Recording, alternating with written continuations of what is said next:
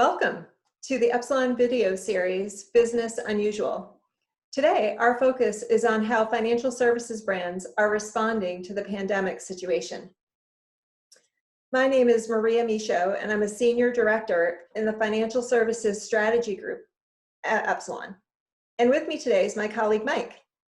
Hi, I'm Mike Tambone. I'm also a Senior Director in the Financial Services Strategy practice at Epsilon.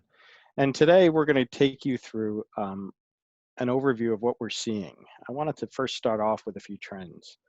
We've seen a massive shift to cashless transactions. Consumers are using credit card, mobile, and P2P payments to maintain their social distance and not use cash. We've seen an accelerated adoption of digital banking as the main way to engage with their bank.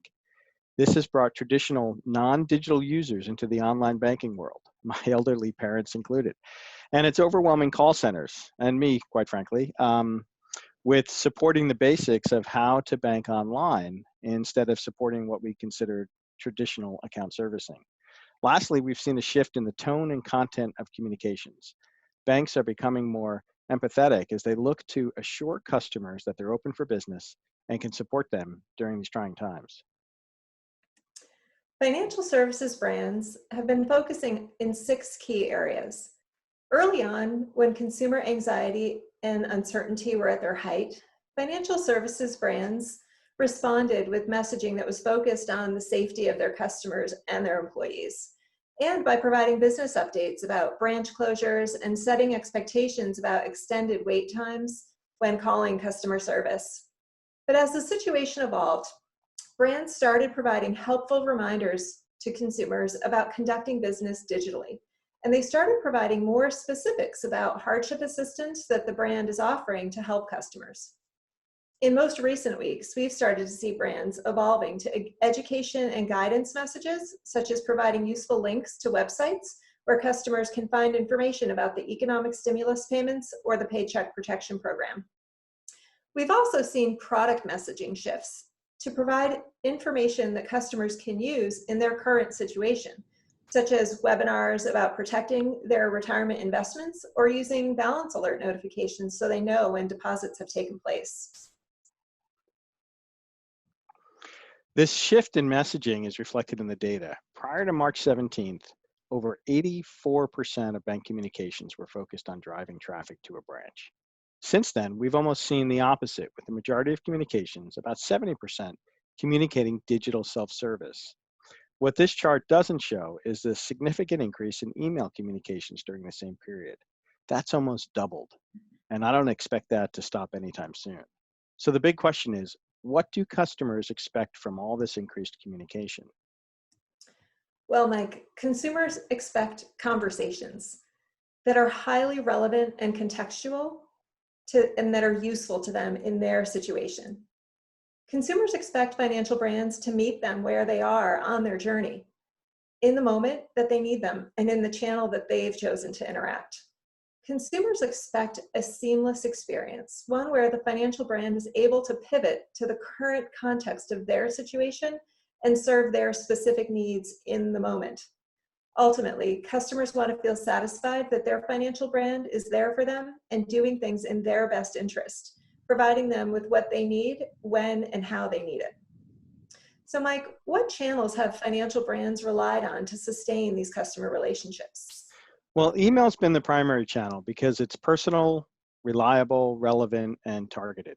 Yet it's only one part of an effective communication strategy that includes both the broadcast or one-way channels of TV, display, paid social, and website, and the relationship-driving channels of mobile, email, and call center support. The key with all these channels is to maintain an emotional connection with your customers and prospects. We've seen brands achieve that through personalized messaging and talking about content that demonstrates empathy and a connection that we're all in this together. What else are you seeing? Well, most recently, Mike, I've seen in the current climate a real spotlight of a gap around needs-based specialized content for those first-time users like your parents who are interacting and transacting digitally. There's an abundance of product-focused content out there, but very little that's needs-based and focused on content that acknowledges that learning curve that so many customers are experiencing. Very recently, we saw some financial brands pivot to roll out new credit card rewards and perks that are specific to life during quarantine, such as using miles toward food delivery services or entertainment streaming services. Some retail banks have started to shift to more needs-based messaging and using, for example, like using existing tools like balance alert notifications so customers know when their economic relief payments have been deposited. And they can take that messaging even further by providing instructions or even better, video tutorials to walk customers through the steps of setting it up. So what should financial brands do when communicating with customers in the current climate? That's a great question. Shifting your brand's focus on how they message people and through what channel is really important. In fact, a recent eMarketer survey reported that almost 80% of respondents said they wanted advertising to talk about how the brand is helpful in the new everyday life. And an equal amount said it should inform about the brand's efforts to face the situation. We've come up with a few guidelines that represent some do's and don'ts to keep in mind. Let's cover a few of the highlights. Don't place the burden on customers to figure out how to navigate your digital banking experience. Instead, make your experience easy to consume and give them step-by-step instruction so you don't overwhelm your call centers. Don't make customers jump through hoops for processes that don't make any sense during these times, like requiring physical signatures and fax documents. Don't cause undue stress and make things worse. Instead, be clear about the purpose of your message. Make each message count. Use communications to add to the experience rather than just repeat what is given. And lastly, don't just talk about the problem. Offer tangible solutions for the now, and most importantly, start planning for the future. It's important now to have a plan in place for recovery. What are some recommendations people can follow? Yeah, we would love to leave you today with a handful of recommendations for ways that financial services brands can really differentiate themselves from the masses. So first, financial brands can apply their customer data to identify audiences new to interacting digitally, and they can prioritize supporting them. They are part of the most heavily impacted part of the population.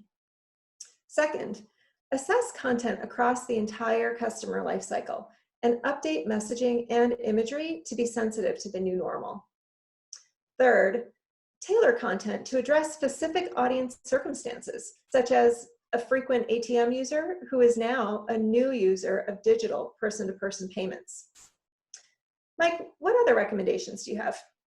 Well, now is the time to promote tools that can help consumers, like the one you mentioned, banking alerts. These may be buried deep within your site experience, and it's time to surface those and make them easy for customers to use because they can be helpful when they may want to know immediately when a deposit was received or a payment made. And lastly, as I mentioned earlier, start planning now to prepare for the new normal. Be proactive about adjusting your customer engagement activities to expanded all digital experiences and managing those current customer relationships through digital channels. It's less costly to keep current customers than to acquire new ones. And it's entirely within your control to create the right mix of content with the right experiences to keep customer satisfaction high. Well, that wraps it up for this installment of Business Unusual. On behalf of Maria, I'd like to thank you for joining us, and please keep an eye out for other installments in the future. Be safe.